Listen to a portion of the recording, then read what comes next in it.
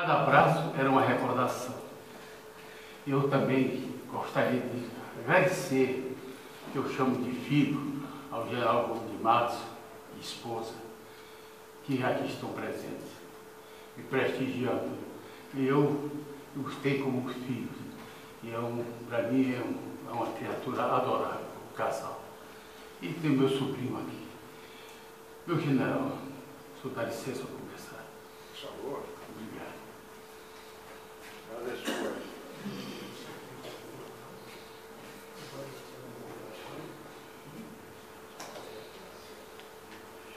Meus amigos, antes de qualquer palavra, gostaria de agradecer ao Grupo Ternura, na pessoa do general Azevedo, este convite.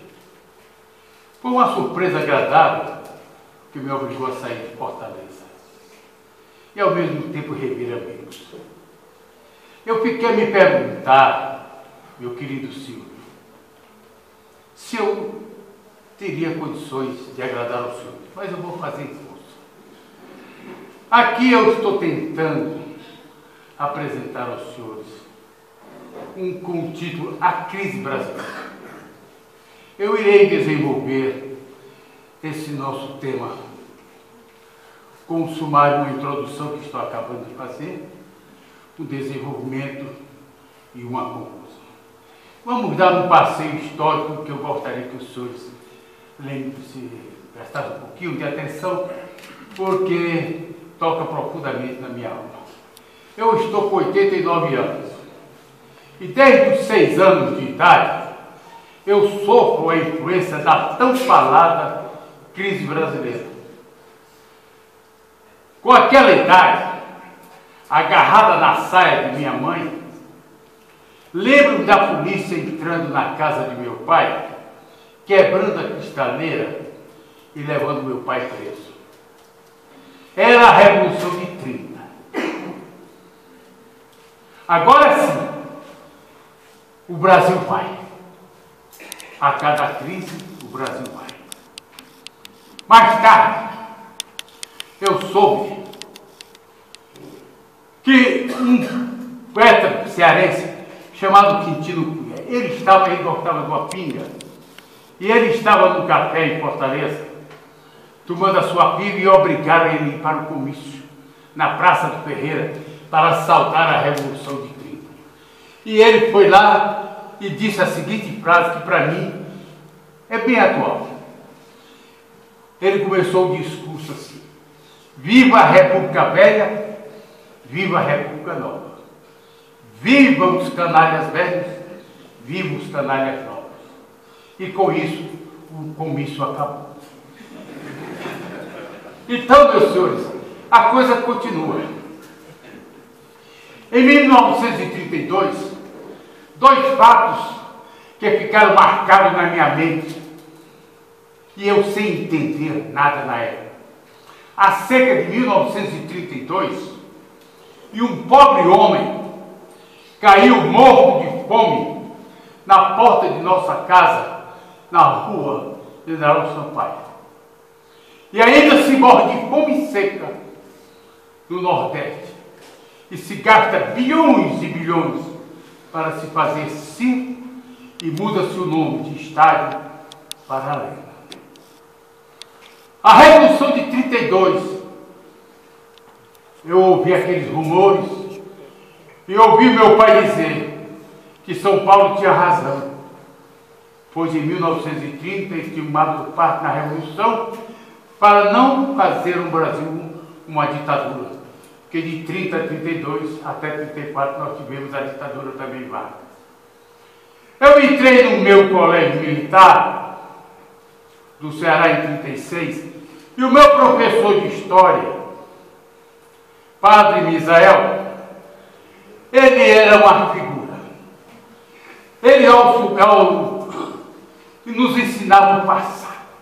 Eu me lembro que o professor Misael, quando ele falava na Guerra do Paraguai, ele pulava, porque de amor à pátria. Então nos obrigava a conhecer profundamente o nosso passado. E nos dava aquela aula para que nós fôssemos dignos para um dia sermos homens. Esta é a grande lembrança que eu tenho da minha época. Em casa, a minha mãe, que teve 7 filhos, me amarrava no pé da máquina para fazer cueca que meu pai vendia. Era a sociedade perfeita. A mãe em casa, lutando ao lado do pai, para que nós nos orgulharmos desse Brasil grandioso. Eu pouco ouvi falar da revolta comunista de 35 e do golpe de 37, depois meu pai teve novamente a casa cercada pela polícia. Em 1939, eu acho que ninguém aqui era nascido, só eu. Parece. Em 1939, no 3 de setembro, eu entro no quarto do papai e eu vejo meu pai chorando. Papai, o que houve, papai? Meu filho, acabei de ouvir o discurso do rei da Inglaterra. É a guerra. O mundo vai sofrer. E o mundo sofreu. Meus amigos, e continuamos. E aí, a queda da França, a França é eterna. Foi uma das coisas mais lindas que eu vi. O meu professor de português, o professor Mozart Pinto, eu nunca esqueço essa palestra. A França é eterna. O auditório todo chorava, porque o mundo ia desaparecer, porque a França estava perdida. E presente estava um dos homens mais cultos que eu conheci no Exército, o general Mário Travassos. Naquela época, coronel, comandante da Escola Preparatória de Fortaleza. Meus amigos, era a mudança do Brasil para a cultura anglo-saxônica e que chegavam os americanos em Fortaleza. Eu fui para Namã. Chegando na Namã, eu aprendi 2 coisas. Primeiro, a lei, era o meu professor de direito, coronel. Ele pulava quando ele dizia: nós temos que cumprir a lei, a lei, a lei. Porque a democracia é o cumprimento da lei. Então isso ficou gravado na minha cabeça, o cumprimento da lei. Depois, os meus instrutores, Assis Bezerra,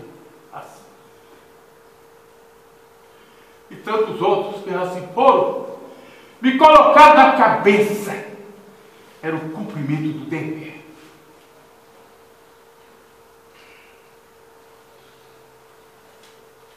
Isto é fundamental e que hoje não se pensa mais.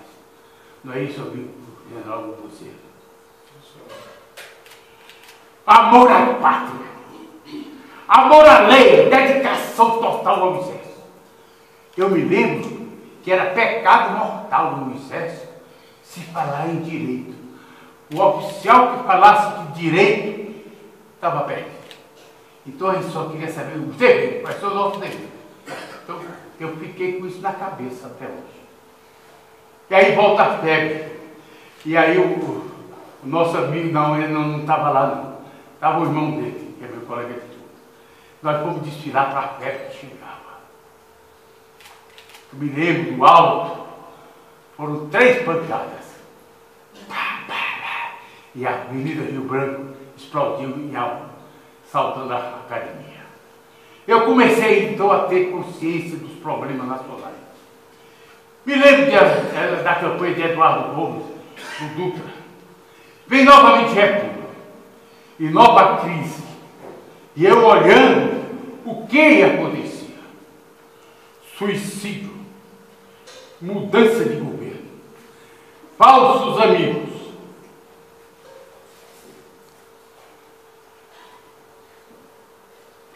Falsos amigos cercando o presidente. Eu acredito que os senhores viram que nós, quem não leu aqui a autobiografia de Samuel Weiner, em que ele conta que a embaixada nos Estados Unidos foi comprada por $30 mil. E quem não leu o livro Chateau, de Fernando Moraes. E nós de ladeira abaixo, e sem freio. E parece que continuamos sem freio. Em 1968, Um cidadão chamado Nikita Khrushchev faz um discurso no Congresso, no 20º Congresso Comunista na União Soviética, e bota para fora todas as misérias feitas por Stalin. Eu aconselho que os senhores leiam, por favor, Stalin, A Corte do Czar Vermelho. Leiam esse livro. E aí o mundo se abalou. A esquerda se perdeu. Os intelectuais que vivem sonhando não sei o quê, se perderam da vida. Vê o governo com Juscelino Kubitschek, com crises, mas marchando, e foi para o interior. Quebrou a Previdência, mas pelo menos nós saímos e deixamos de ser caranguejo. E aí, meus amigos, vem nova crise. A farsa Jânio Quadros.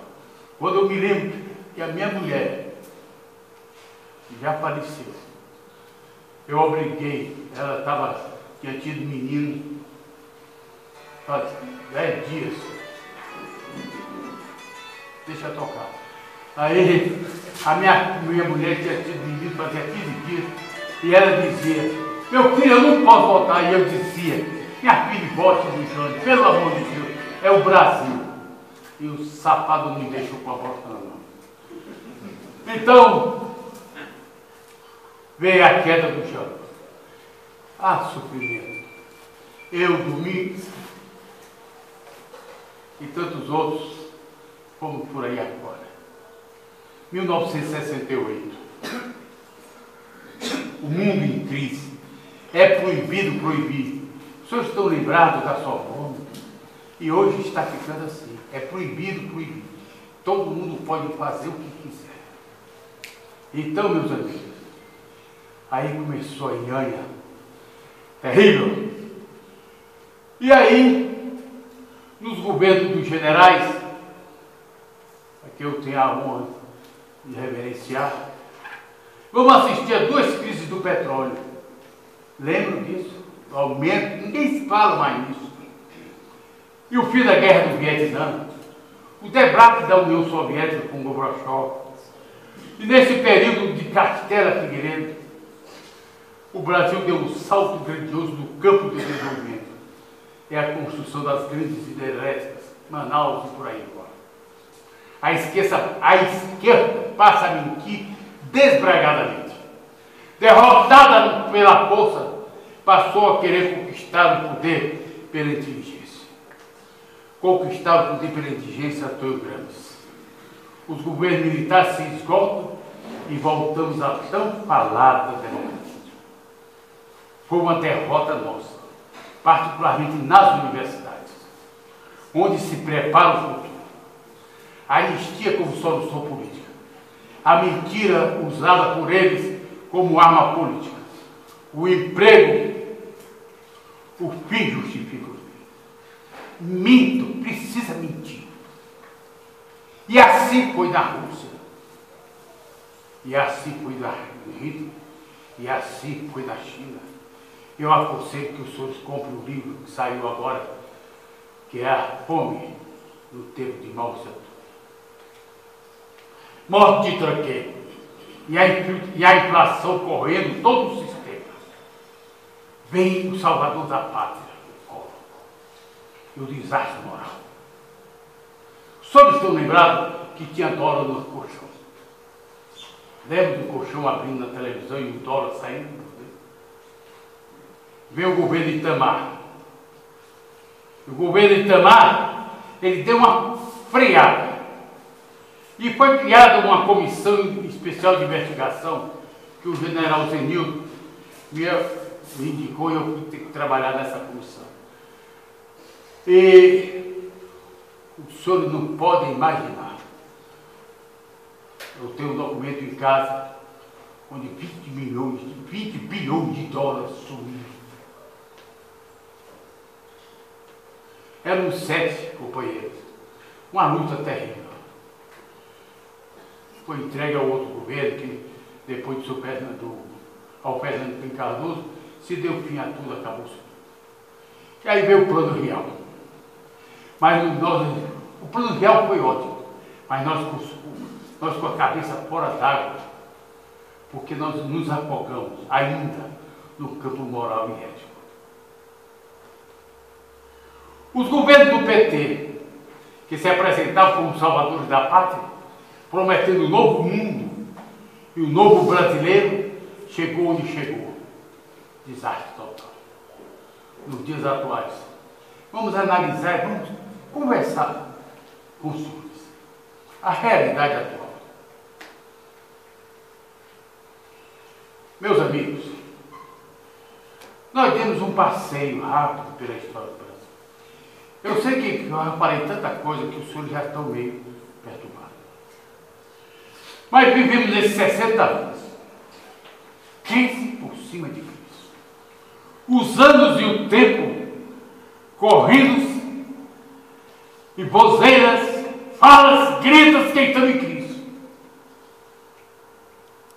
Crise política, crise econômica, crise social. Os políticos dizem que crise é política. Os economistas pegam os números, baralham os números, fazem milhões de cálculos e dizem que a crise é econômica. Aí dizem, é a dívida externa, é a dívida interna, e por aí vai. E os sociólogos, os esquerdistas, sei lá, dizem que a crise é moral e social, e por aí vai. No século XX, o mundo, eles gritaram, com muita inteligência, democracia e igualdade. E hoje, não, eles gritavam democracia e liberdade. E hoje eles gritam democracia e igualdade. Todos iguais. Todos usando jeans. Eu tenho horror com isso. Quando eu vejo uma sola de jeans, eu treino.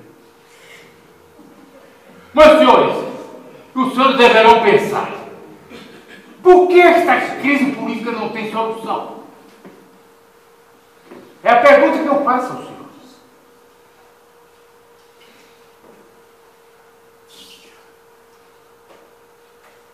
A crise política, ela não tem solução porque se mente, se enrola. E ela não tem solução porque há problema, há maneira de jogar, fecha o Congresso, abre o Congresso, muda o presidente, bota o vice-presidente, e por aí vai. E promete milhões de coisas e não faz as coisas. A crise que nós vivemos, ela não é uma crise política. Quando a crise aumenta, e nós estamos em crise pelo seguinte: um político piauiense me ensinou uma coisa formidável. Então, nós estamos em crise, isso do tempo antes da Revolução. Por que tu diz que nós estamos em crise? Porque está todo mundo bebendo. Então, no Brasil se bebe né? Então é o medo que se aproxima, então todo mundo vai ao álcool. Então nós estamos nessa época. Então ele diz, como o problema é político, aí ele diz, não é econômico. Aí fecha o campo, abre o campo, tira o dinheiro, bota coisa, e a coisa não vai. Porque estão mentindo, porque a crise não é econômica. De repente a crise que era a dívida externa, eles pagam a dívida externa e criam o problema da dívida interna. E aí é um barulho só. Uma vez eu fiz uma pergunta, quando era aluno da Escola do Estado Maior, ao professor de economia: professor, eu não entendo. Me diga uma coisa, como é o que se faz, se dá crédito no Brasil? Ele pensou. Ele disse, não se dá crédito. Porque o problema se dá política. O BNDES empresta dinheiro, não é para fazer é para poder ajeitar as coisas. Essa foi a resposta do professor. Todos entenderam por que a coisa não é certa. Então eu dou para o EI, tiro daqui, boto para fulano, né? E a coisa continua. Enquanto eles puderem sobrenadar, eles vão sobrenadar. E o rombo aumenta. E a crise continua. Aí, eu queria que os senhores pensassem bem do que eu vou falar. A crise é permanente entre nós. por uma razão muito simples. Enquanto que na crise política você tem solução, fecha aqui, abre acolá, fecha. Na econômica, a crise é moral. É o homem. A crise está no homem.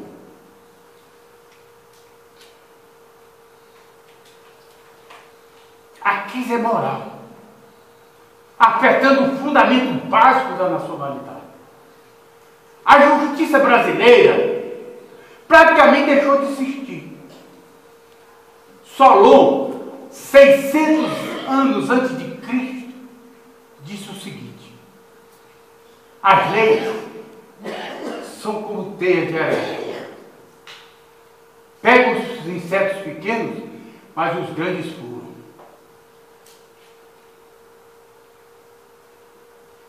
Então, Solon, 600 anos de Cristo, já o negócio era assim. Então, o que é que faz a justiça? Há um esforço para salvá-lo, mas as leis são feitas para defender o que se encontra no poder. E sempre foi assim. Para a crise política, há várias saídas. O mesmo acontece com a crise econômica. Mas a crise ética e moral afeta o homem. E os fins justificam os meios. Mentira como arma política. Então, quando o homem aceita isso, estamos no caos. Para reformular tudo isso, eu não sei. Nessa desagregação generalizada, a família sofre e se desorganiza. Quando o dinheiro, o sexo, influenciando o poder, aí, meu amigo, é o caos. Eu não sei que o senhor mora em Brasília, graças a Deus, tudo bem. Mas aqui na Ilha da Fantasia, os grandes, todo dia mudam de mulher, e quanto mais bonita, até nós pagamos, às vezes, o que não temos que pagar. É aí. Dinheiro e sexo. Não é fácil, doutor. Eu quero dinheiro de qualquer jeito. E outra coisa, eu vou contar isso aqui para o senhor. Antes de Roma cair, e eu conto isso com muita tristeza, o governador da Grécia, o senador romano, veio passar as férias em Roma. Ele chegando em Roma, ele encontrou que o dinheiro era o novo valor e não Roma. Ele encontrou as mulheres romanas que se orgulhavam dos seus filhos, que compunham as legiões romanas, tomando banho nos banhos públicos e discutindo o valor da moeda. Ele disse: Roma está perdida. Nós não temos mais as legiões romanas. Os soldados não eram mais romanos que levavam a águia romana. Eram apenas soldados comprados. Era o dinheiro. Então o dinheiro compra tudo. E os bárbaros destruíram Roma. Eu não sei se vão destruir o meu Brasil. Brasília, com suas casas de luz vermelha e as belas amantes dominando os salões, nos leva a Roma. Há uma presença das Rosineides dominando os salões. Eu acho que os senhores sabem mais, porque moram aqui. Lá no meu Seré é a mesma coisa. O lar não é mais a preocupação principal da família. Estou falando de maneira geral. Eu acho que os senhores entendem isso. Fala-se que a juventude está perdida e joga a culpa na juventude. O que é triste. É uma maneira fácil de encobrir a verdade e fugir à responsabilidade. Perdida está a sociedade nossa, que não toma conta dos seus filhos.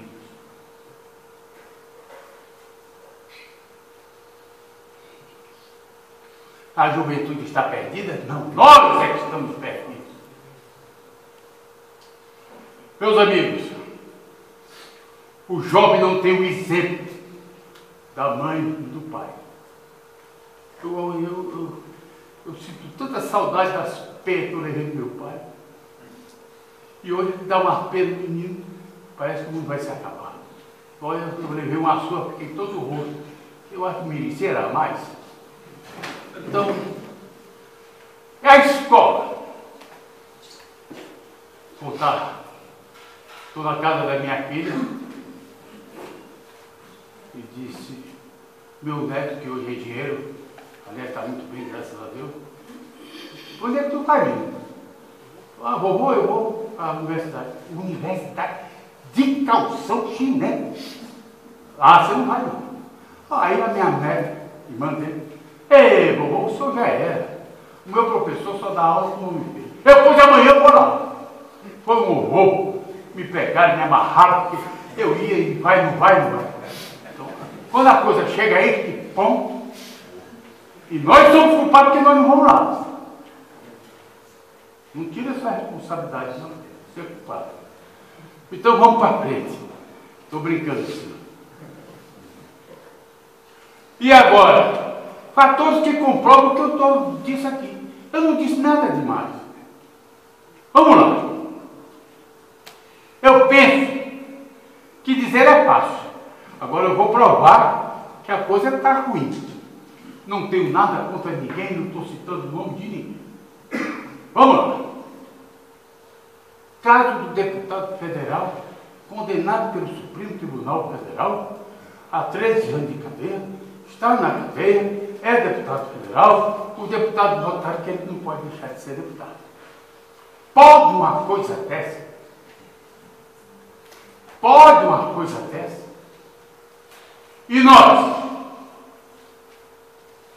Vamos para frente. Senador da República condenado pelo Supremo Tribunal Federal, 4 anos de cadeia, continua senador. Pode um negócio desse? Pode. Pode. Não pode. Muito bem. Vamos para frente. Eu não. Esquenta a Petrobras. É o que os jornais falam. Todo dia é veja isso aqui, Júlio. Por que não se apura? Por que não se apura? Se a revista está falando mentira, bota a revista, fecha a revista. Processa a revista. O que não é possível é porque essa dúvida é eterna. Roubou ou não roubou? Pode, não é? Aí vem um negócio. Pronto, agora o mundo se acabou. É o cartel. Porque São Paulo.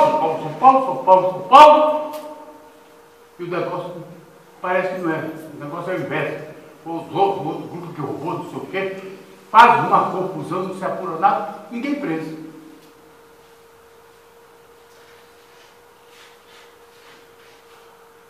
Um senador da República lá do Mato Grosso foi ao Congresso e disse, olha, então, treinando guerreiro aqui. Ninguém foi lá para o Polícia Federal, foi. E aí? E amanhã, quando ela sentar o pau aqui, como é que vai ser? Eu não entendo, o senhor pode entender, porque sou mais novo que eu. Mas eu não posso entender que aquele cidadão que pegou aquele trator, entrou naquela fazenda em São Paulo, tirou aquelas laranjeiras todinhas, não esteja preso. Não foi aberto em processo. Porque se fosse da sua propriedade, o que a pessoa fazia? Se ninguém, é por isso mesmo.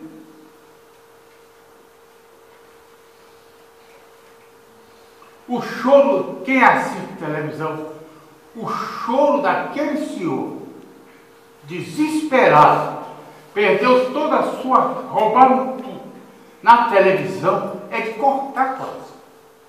Aquilo é, será que ninguém tem pena daquele senhor? Meu amigo, eu até hoje, não sei mais. Meus amigos, aquele quadro daquelas mulheres nuas, quebrando as Nossas Senhoras na rua, balançando aqueles quartos, se eu e o senhor fosse o comandante naquela época, elas iam apanhar na bunda, mas era muito. Muito bem. Penso que todos são conhecedores desses crimes bárbaros. Isso é a dissolução da sociedade. Eu fico a imaginar como podemos viver vendo trator entrando na propriedade, arrancando milhares de pés de laranja e nada acontece. E uma malta de desordeiros quebrando o Congresso, mora numa casa maravilhosa em Pernambuco, não foi nem preso aquele bandido. Pode um negócio desse? Eu deixei de propósito 2 casos. Se os senhores encontrarem solução, me digam, porque eu preciso dormir. A minha mulher diz que eu não durmo mais. Mas o que eu vou fazer? Eu sonho que vem um trem passar por cima de mim. E que aí quebra o braço, aí é uma confusão lá em casa todo dia. Então eu deixei 2 casos para agora. A dona Rosineide, ela tomou o avião, ninguém sabe que ela tomou. Parece que ela é virtual. Só pode ser. Se entrou dentro do avião, ninguém viu. E aí? Fica por isso mesmo? E aí chega um deputado federal e diz em alto e bom som dentro do Congresso: levaram 25 milhões. Pô, um deputado federal? E ninguém vai apurar se é verdade ou não é? Se ele diz que levou, é levado. Então, apura. Mas não apura, porque para lá, porque para cá, porque para lá, porque para cá. Que negócio é esse? Eu não entendo, eu confesso ao senhor que a crise eu não entendo.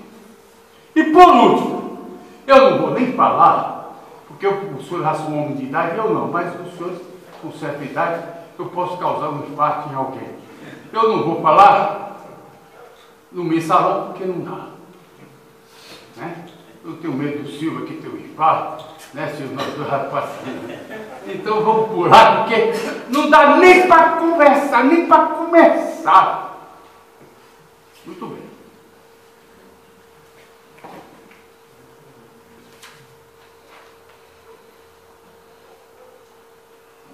E aí, meus amigos,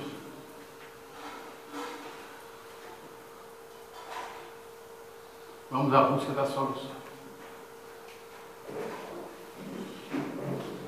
Antes de apresentar a nossa solução, eu gostaria de lembrar aos senhores o livro, esse livro todo nós temos que ler, maravilhoso, de Bárbara Tuga, A Marcha da Insensatez, de Troia ao Vietnã. Eu acho que a maioria aqui leu esse livro.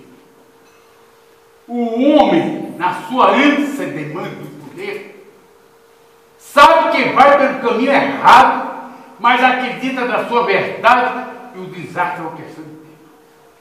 O homem é o animal mais imbecil que tem na face da terra. Aliás, eu digo que às vezes eu duvido se ele seja filho de Deus. A minha propensão é que ele é filho do diabo. A mulher não, porque ela é filha de Nossa Senhora. Graças a Deus. Meus amigos, a história está aí. Só não quer ver quem não quer. Eu falei aqui a marca da insensatez. Eu falei sobre Roma.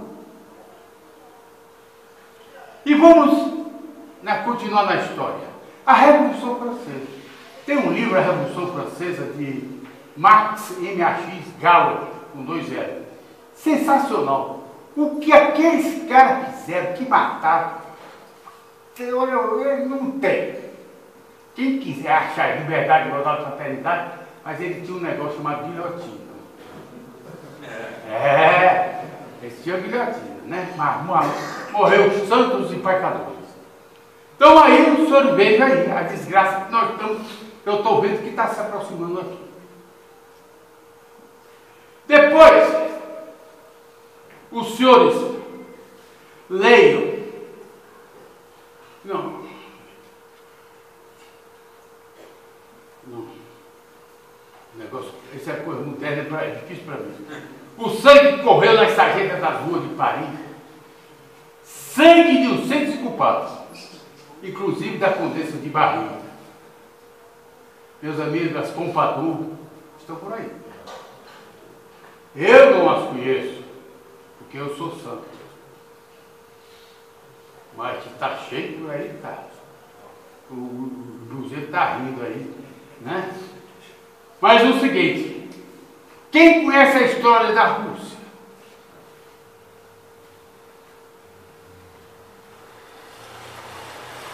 A Stalin com esse livro aí é da gente ficar terrível, como se matar. Nós queremos isso? Depois veio o seu Hitler.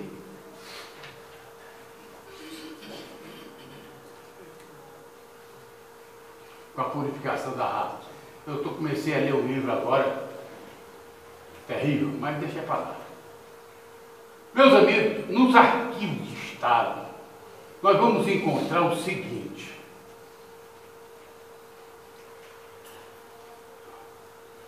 Nós vamos encontrar o seguinte. Um memorando de Nikolai Iorf. Ele era o chefe da Casa Negra. Veja o que ele mandou e ele informou para si. Entre os prisioneiros, existem alguns tão esfarrapados e cheios de piolho que representam ameaça sanitária aos outros. Esses prisioneiros se degradam a ponto de perder qualquer semelhança com o ser humano. Com a falta de comida, recolhe sobra do lixo e, segundo alguns prisioneiros, comem ratos e cães. Será que nós queremos isso para o nosso país?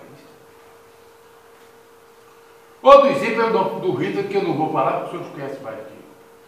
Então o Brasil, que vive normalmente com 50 anos de atraso, eu vou provar para os senhores. Eu fui da Santa Casa. Aí resolveram criar aqui um programa de que doido que inclui a família. Aí você, o apartamento é pequeno. O filho, não sei quem, tem que ficar dentro de casa. E aí? Como é que vai ser? Aí fecharam os hospitais de loucos. Então é louco pela rua e a torta de vida. E aí o INSS não pode pagar para a roupa. E o louco está aí por aí. Então, nós vivemos 150 anos atrás. O sul da Inglaterra já está uma hipótese. Aqui está começando. E quanto mais começa, todo dia tem um programa. E quanto... A Santa Casa, que eu sou 6 anos que eu passei, eu às vezes chegava em casa chorando porque não tinha como fazer. Muito bem. E aí, eles são tão sérios que eles dizem que é preciso criar um homem novo. Olha essa palavra para mim, novo, eu tenho horror. Porque onde se criou o novo, Pai do Estado, foi uma desgraça só. Reparem bem, liberdade, igualdade, fraternidade, quantos morreram por causa disso? Paz, pão e terra, quantos morreram por causa disso? Quantos morreram por causa do desenvolvimento cultural, a reforma agrária, os maus setores do norte? Então, quando eu vejo você dizer que nós precisamos fazer o novo, porque durante 600 anos, eu aí gritei num programa, foi domingo passado, num programa que eu fui, um comunista ao meu lado, porque há 600 anos não faz nada, fazemos nada aqui. Eu disse, peraí, o Brasil só tem 500. Então, onde é que tu arranjou mais 100? Então, nós estamos nessa coisa aí. E aqui, a corrupção campeia e acolá destrói o povo brasileiro. Estamos andando em cima de uma navalha. Estamos andando em cima de uma navalha. O homem novo. E aí grito, reforma eleitoral, reforma judiciária, diminuição de representação política. Conversa fiada. Conversa fiada. Cada item é um subitem. Tudo já foi experimentado, meu senhor, da República de Platão até o dia de hoje. Já botaram o rei, já cortaram a cabeça do rei, já fizeram democracia, já acabaram com a democracia, já fizeram ditadura, acabaram com o ditador. problema está no homem. O homem é o mesmo. Quem lê uma história de há 6.000 anos atrás, na civilização chinesa, está tudo escrito. É a mesma coisa. O homenzinho safado. Ou nós mudamos isso aqui. A nossa criação, nós temos que ser humanos. Bem, o homem é o mesmo, desde tempos imemoriais. Os senhores passam por Paris, por Roma, por São Petersburgo, o homem novo é a desgraça do presente. E a reforma do homem, nada. Pelo contrário, os nossos jovens estão, no meu ponto de vista, o culpado sou eu, não estão indo bem. Os nossos jovens estão muito materialistas. Eu perguntei a 10 médicos lá no Lato de Melo, quando eu era presidente. Eu digo 10 médicos que trabalhavam lá, médicos que estudavam na coluna. Qual é o sonho de vocês? 8. Eu quero ir embora do Brasil. Eu tenho uma neta que eu quero muito bem. Eu converso muito com a minha mulher. A minha neta é brilhantíssima. E o marido não é mais brilhante. Eles estão se arrumando, porque ela chegou de um plantão e me abraçou e disse: ô vovô, como vai o senhor? Vovô, eu quero dizer ao senhor que eu vou embora. Minha filha não vai embora. Vou. Isso não é um país para mim. E ela, eu sei que ela vai lá e vai brilhar, porque ela tem trabalho publicado na Universidade de Cambridge, na Inglaterra. Meus amigos, o seguinte, eu agora vou falar, vamos ver se os senhores compreendem a minha palavra. Meus amigos, 5 pessoas, para mim, 5, não deu 5, mudar este mundo. O primeiro deles chama-se Cristo. Ele é tão importante que é antes e depois dele. Né? Ele é antes e depois. Ele pregou o quê? O amor.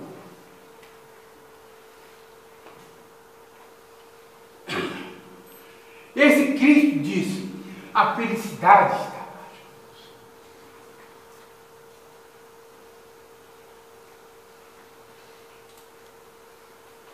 Aí veio um outro monstro, na Idade Média, 1500 e pouco, criou a imprensa, abriu a mente, a cultura. Você já imaginou se nós não vivêssemos ainda sem esse cara, sem invenção da imprensa? A cultura maravilhosa abriu a cabeça do homem. Este homem mudou o mundo. A cultura era fechada, passou a ser aberta. Perguntado a Aristóteles qual a diferença entre os homens cultos e os incultos, ele respondeu: a diferença é a seguinte, que é como se, entre os vivos e os mortos. Os cultos são vivos, os ignorantes estão mortos. Então foi esse homem que falou. Então eu acho que nós devemos dar o vivo ao livro. Depois, não vamos entrar em debate sobre, mas o conjunto dele, gostemos ou não gostemos, este homem mudou o mundo. Doido, isso, aquilo outro, mas ele mudou, tocou um horror. Ou não é verdade? Então ele disse: a felicidade deve ser conquistada aqui, não lá. Ele não sabe o que é lá. A felicidade é aqui. E todos iguais. Muito bem. Depois veio um outro cidadão, um outro judeu, Freud, diz: a necessidade básica do homem é o sexo. O homem visa o sexo. Olha a confusão que está aí. É gay, não sei o que. É uma confusão de sexo que ninguém entende mais. a psicanálise.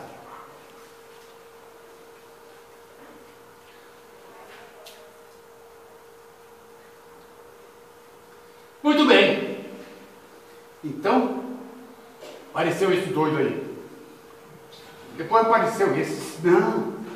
O homem luta, sexo, isso, aquilo outro, mas ele busca o poder. A necessidade do homem de mandar. Eu quero mandar. Então o Adam criou a teoria do poder. Então esses 5 indivíduos mudaram o mundo.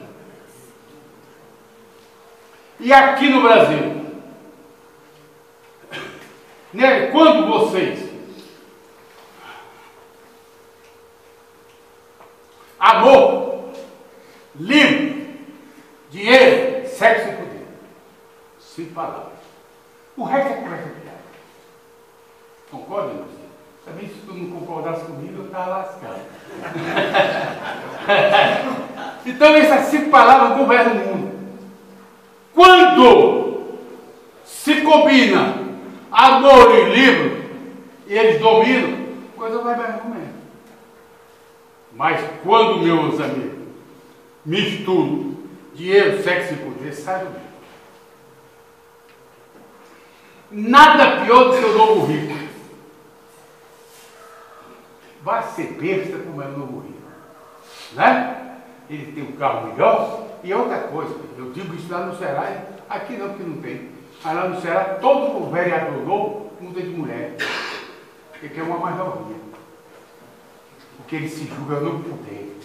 E o sexo ajuda. Então, meu filho, esquecer, passarmos a viver uma sociedade puramente materialista. É hoje. Você conversa com o jovem, eles vão ver hoje, que eu não sei o que é que é amanhã, se eu estou morto. É o materialismo. E aí, meus amigos, esquecer o primo, o espírito e a cultura. Ninguém fala em cultura, ninguém fala de saber nada, não fala nada. Esquecer o amor e a falta de cultura fez o homem medíocre de José Gil. Ele definiu o homem medíocre, esse filósofo argentino, sem ideias a evolução humana seria inexplicável. Nós aqui não temos ideia. Todo mundo aqui é, vamos tirar proveito. A ideia nossa é, vamos ficar ricos com mulher nova. Então não vai, um negócio desse não vai. Não há como. E sem ideias, como eu já disse, a evolução humana seria inexplicável. Vivemos a escuridão da mediocridade. O jovem cidadão esqueceu o dever cumprido. É a lei de Gerson. Acabaram com a educação moral e cívica. Meus amigos, eu estou acabando. Eu sei que os senhores já estão cansados, mas eu tenho certeza que no fim os senhores vão bater palmas. Vamos para frente. Os senhores já viram, já assistiram um filme, João Paulo II. Assistir esse filme. Por favor, saiam daqui e aluguem esse filme. Porque os senhores têm uma aula de esperança. Um homem perfeito. A gente se emociona. Eu sei que a dona Sandra já assistiu. Não foi, dona Sandra? É sensacional. Nós precisamos pegar a família e colocar dentro de casa. Vamos assistir algo de positivo. É isso que eu indico para vocês. Meus amigos, o Santo Papa defendia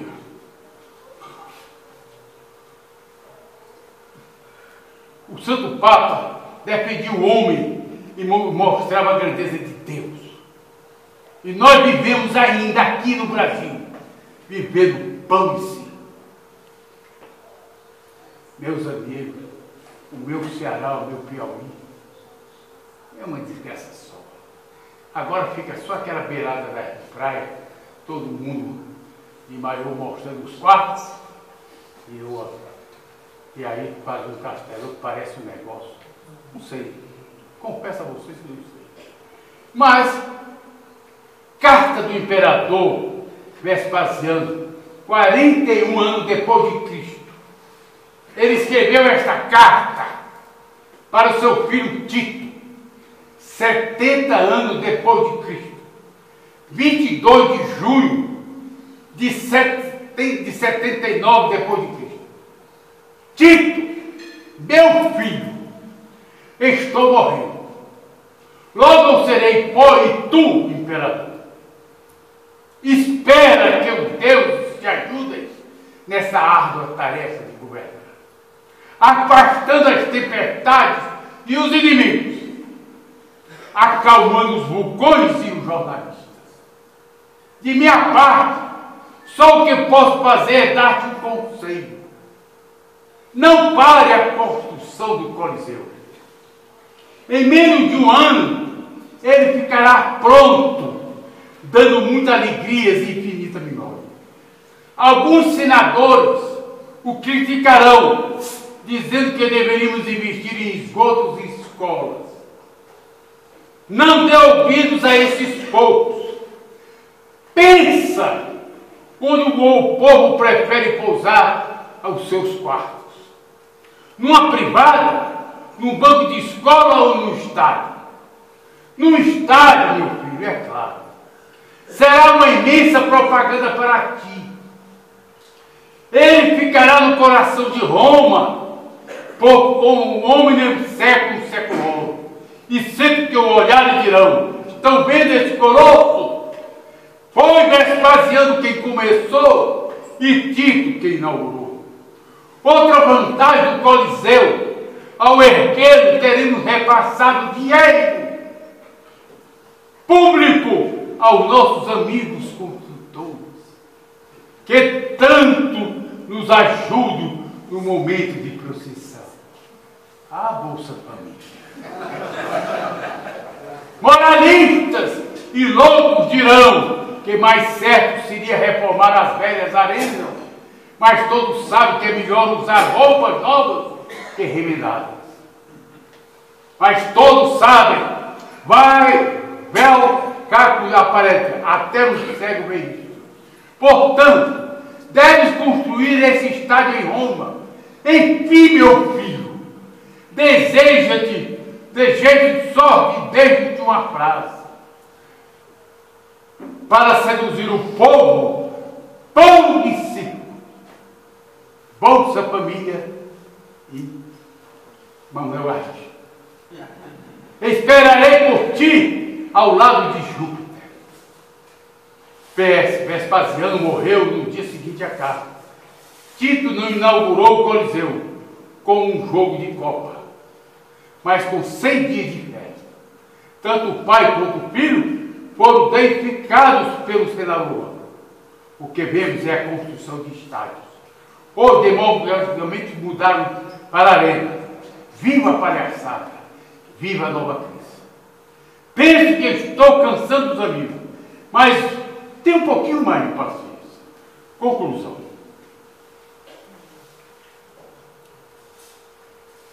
Nossas crises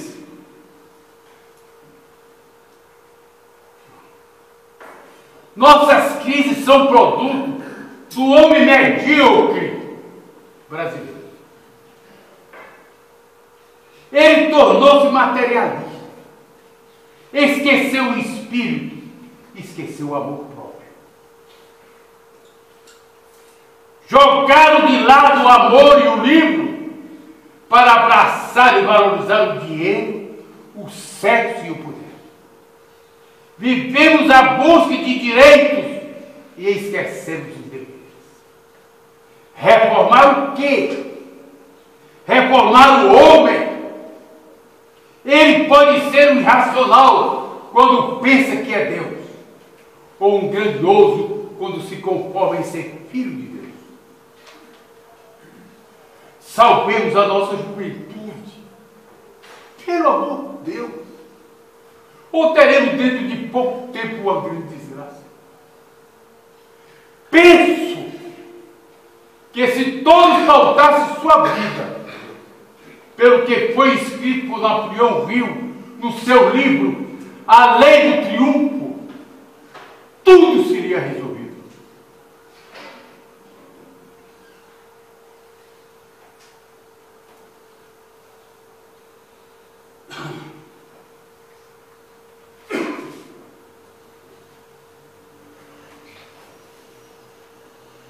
Creio nos que trabalham comigo.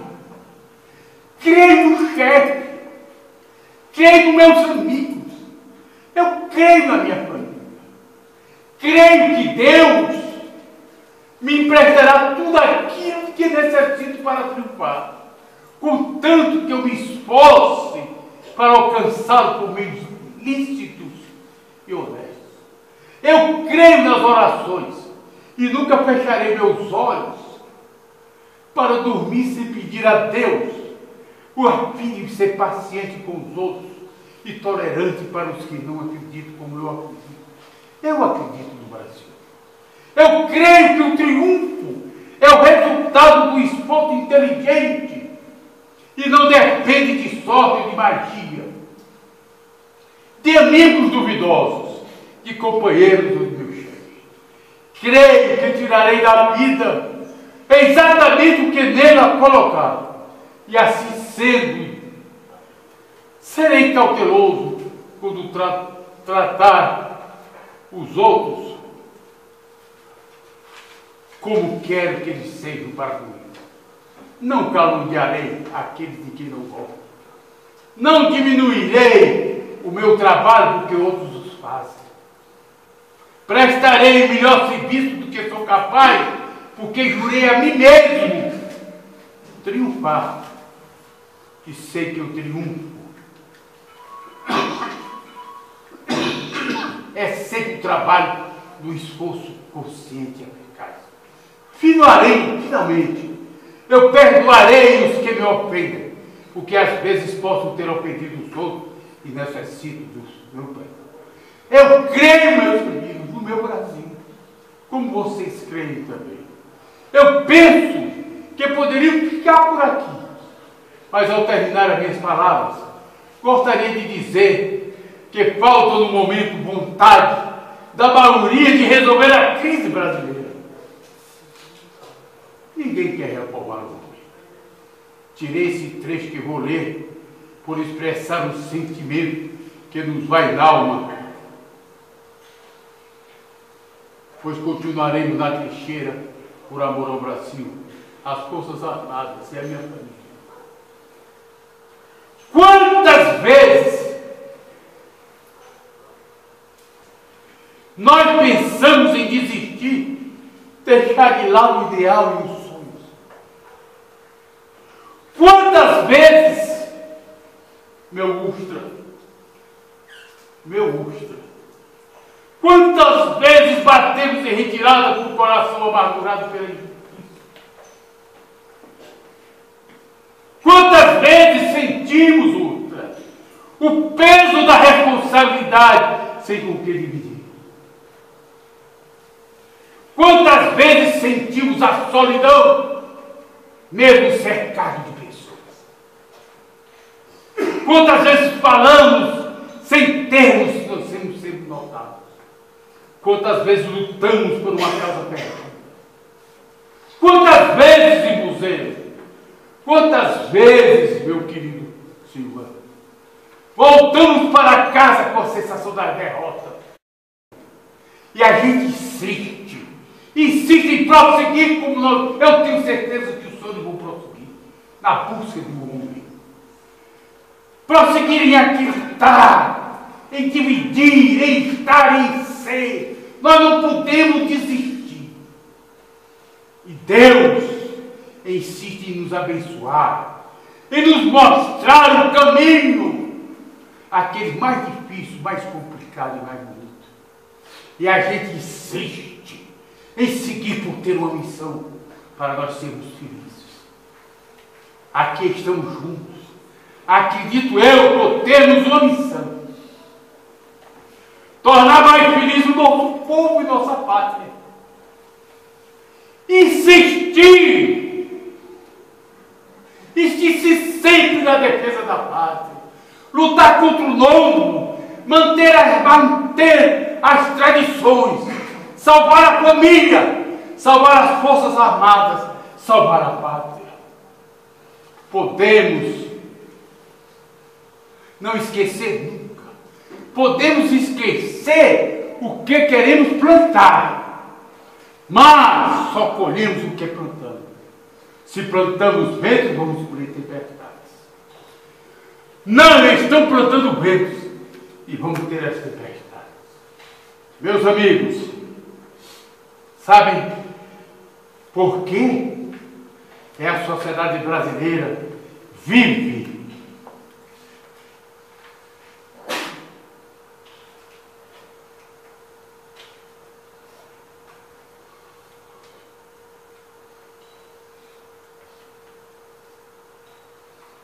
a sociedade brasileira vive abraçada à mediocridade. Meus amigos, é de fazer pena. Mas ao terminar minhas palavras, eu, por amor de Deus, não esqueço o que disse o rei Dom Sebastião. E pelo reino porei a minha vida muitas vezes. E pela honra e fé porém honra e vida em tudo.